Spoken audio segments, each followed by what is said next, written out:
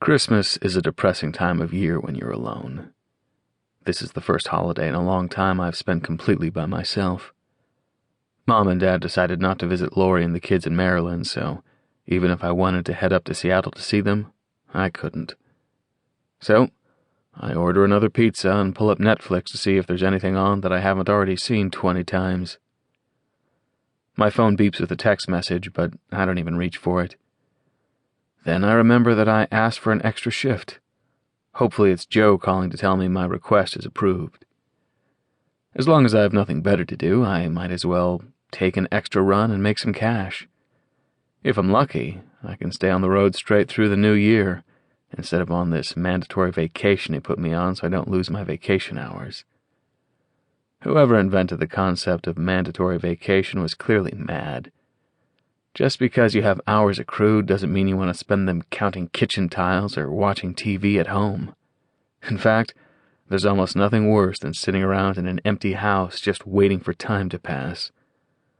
I'd rather be driving a truckload of potatoes across the state line any day of the week. Hauling my ass off the couch, I walk to the dining table and grab my phone after it beeps again. It's Chuck. "What's up?" Apparently not responding immediately isn't acceptable because his next text came in 5 minutes later. "Hello? You sulking again?" Asshole. I laugh as I thumb out a response.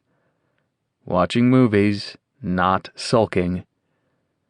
I'm totally sulking, but he doesn't need to know that.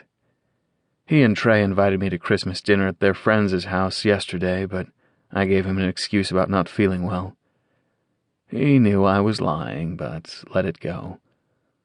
Although I don't think he'll let it go for much longer. "Right. Anyway, keep an eye open. You're coming to a party with us." New Year's Eve has never been my favorite night to go out.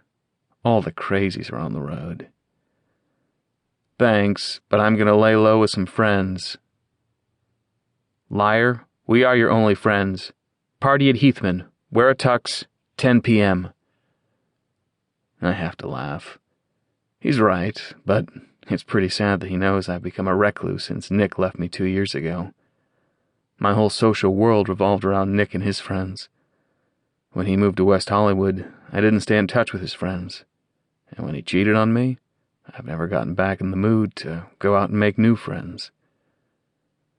Don't have a tux, but you have fun. Thanks for the invite. Rent one. We'll pick you up at 9:45. Be ready. I'll think about it. Of course I won't think about it. Not seriously, anyway. But I have a week to come up with an excuse, and hopefully get assigned an overtime shift that will get me back on the road before January 3rd, when I'm officially scheduled to be back on the road.